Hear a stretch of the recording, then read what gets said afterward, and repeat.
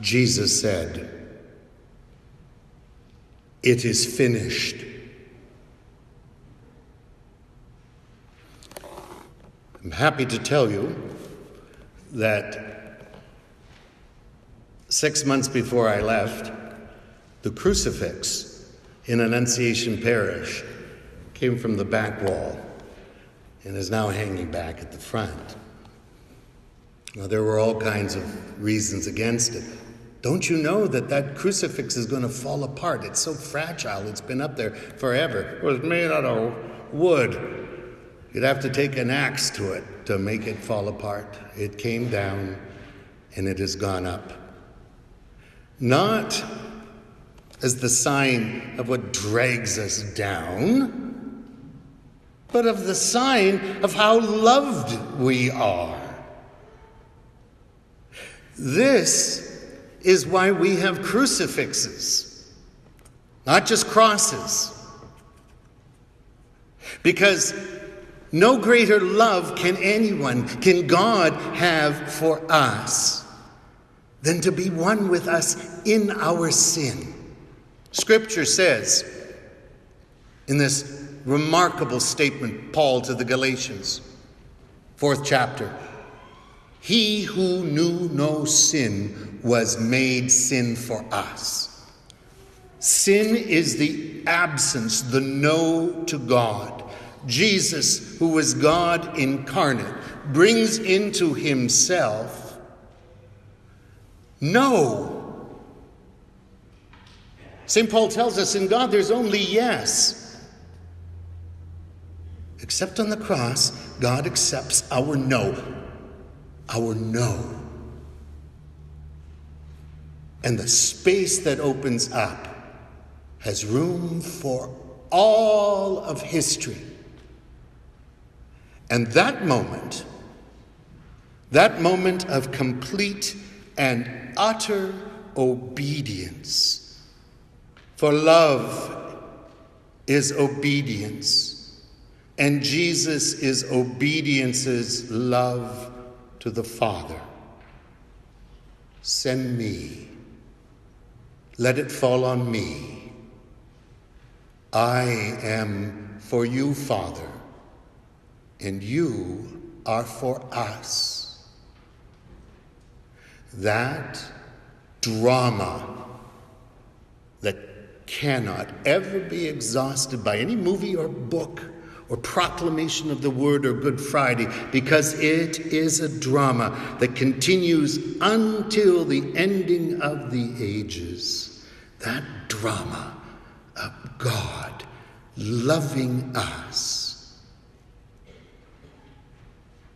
is finished. And this is the moment of glory. That's what the cross is. God's glory. Glory? We just talked about how repulsive the cross is. No, that is how God shows the glory that is his. Not in the incense-filled worship of the temple. That has been gone. Not in the cult, the worship that sees the high priest only able to go once a year to say the name that cannot still in Jewish mouths be uttered. To say once a year, as it has never been uttered since by any Jew. To say the name of God revealed in Sinai behind the veil. That veil is torn open. And there's nothing hidden. God is showing who God is. We have heard. No one can look upon God and live. We can. We can look upon God. For God's glory comes to us on a cross. And Jesus is revealed by his obedience as the glory of the Father.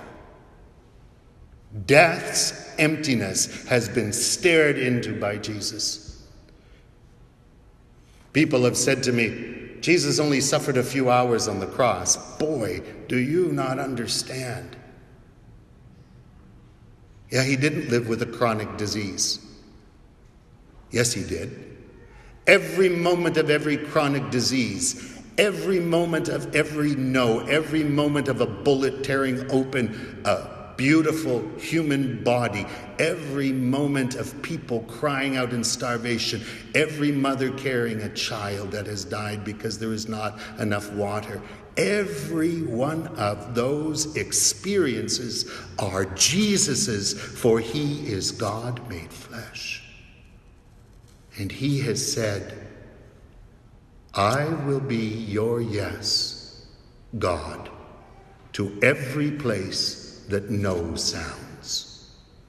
There is nowhere we can go, not even to hell, without Jesus, God's yes, being there. That is glory. The early Christians, recognizing the glory of the resurrection, saw that revealed in the God who made himself a community of love, clear, not in the books of Thomas Aquinas, not in the glory of the magnificent liturgies that have inspired, nor the art that has poured forth. God shows us who God is, Father, Son, and Spirit on a cross. And that is glory. It is finished. The Greek word comes from telos, telostein, and it is a word that is constantly used to speak in the Old Testament of consecration, of holy making. It is the word that is used to speak of a priest being made a priest. Finished in English is consecrated in Hebrew and Greek. It is finished. We now have a high priest who has been tempted and tasted everything that we have gone through. We have a high priest who can sympathize with us for the Father's heartbreak on what we do to affect others, the Father's heartbreak on our own suffering is satisfied by the priest on the cross, who is both priest and the satisfying offering. It is finished. The old priesthood has gone away. Priesthood of power and fancy robes. There's Christ's priesthood, suffering on a cross. And you and I live in that priesthood, for we were plunged in it in the waters of baptism. And the one who chose to reveal who God is, Father, Son, and Spirit, on a cross, now chooses to reveal who God is, Father, Son, and Spirit, through each one of us.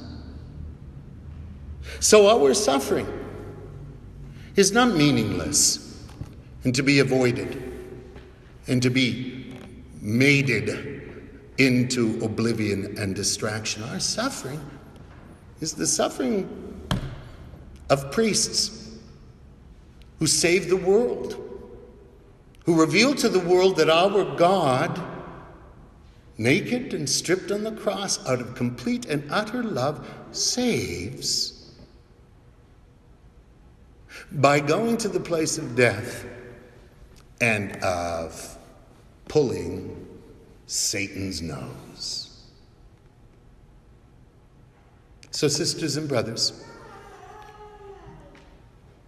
as we look to the cross and hear Jesus speak the words of his priesthood, "It is finished." Let us go into our hearts and hear the words of Jesus speak in us, "It is finished," and recognize that our crosses, our crucified life is the revelation of God. And that is glory.